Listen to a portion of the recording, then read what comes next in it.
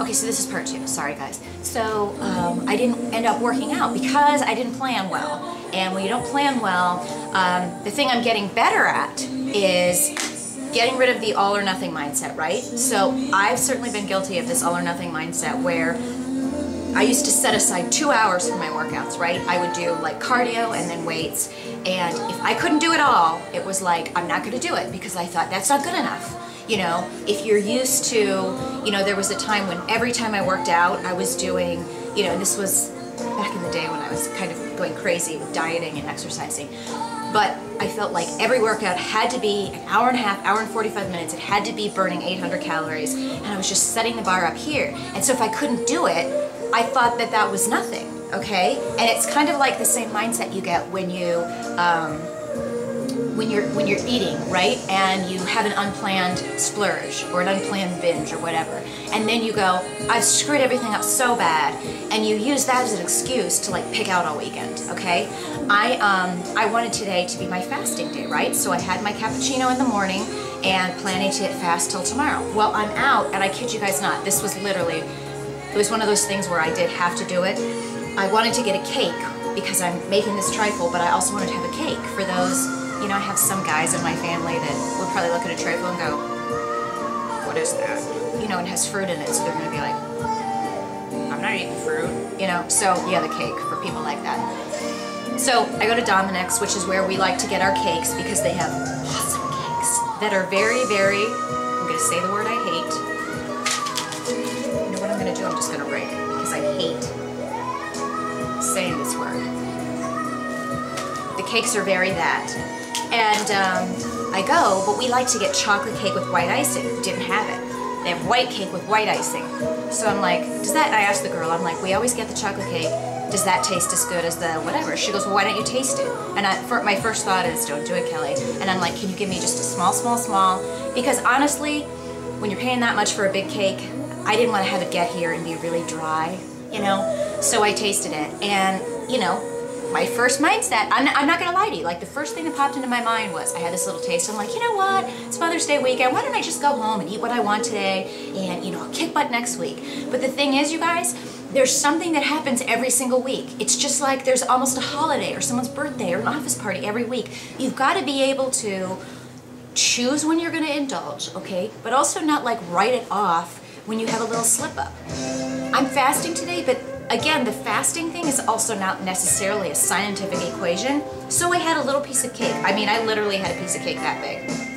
I'm not gonna come home and say, okay, today's not a fast day, because I did that like the second week where I screwed up and I'm like, well, it's not a fast day, so forget it. I'm just gonna still continue to fast the rest of the day. I'm gonna have a kick butt workout, even though in my head, that looks like I'm shooting myself. I know many of you are probably saying, please. You know, there's part of me that we were busy, we had people over here last night, late, and finally I got up, what else was I doing this morning? Running around, going to the grocery store, going to Hobby Lobby, going to Costco, getting home. I'm exhausted, and I have people over tomorrow, and then I gotta go to Detroit. I've got that crazy travel week next week. It's insane. And I know I gotta get some downtime, okay? But the first thought is, as much as I love working out, as much as I love making this happen, okay? I wanna say, Kelly, give yourself a break. Guess what? The second that I get my workout clothes on and the second that I start my workout, I'm gonna feel so good. I have plenty of time to sit my booty down there on that couch, watch the new movie that I got about Queen Victoria, read through maybe my magazines that are stacking up because I haven't read my mail in a week, because I haven't had time, because I haven't been home. It's gonna be fine. So, don't write everything off. I'm trying to say this to you guys, not like, you know, I know you're doing that. I'm saying these are the lessons that I'm learning, and this is why, in totality, I'm starting to get good results. It's because I'm not putting up with excuses for myself. I'm recognizing like bad behavior patterns and seeing how easy it is to get into what I did last year. You know, when I had this sickness and I was frustrated and I'd get home and I'd feel down and I was, you know, like, oh, I don't feel well or whatever. I'm just gonna sit on the couch, and I kept doing that because like I wrote yesterday, once you start doing that, it's so easy to do it the next day. if you say, you know what, I'm just really tired, I'm just gonna give in. You do that the next day, that's gonna be your first thought. Your first thought isn't gonna be, I really wanna work out. Your first thought is, I wanna do what I did yesterday. I wanna loaf, I wanna sit down. So again, all of you guys that write me and go, how do you stay so motivated? I shouldn't have said that. I'm thinking of the whole, like, this comment. The people that ask me, how do you stay motivated? I gotta trick myself into it, people, okay? It's realize we're like surrounded by temptation around us with yummy food and parties and things that are always gonna be happening. Okay, wake up. We're always gonna be invited to something every weekend. Heck, I'm invited to something in the middle of the week all the time.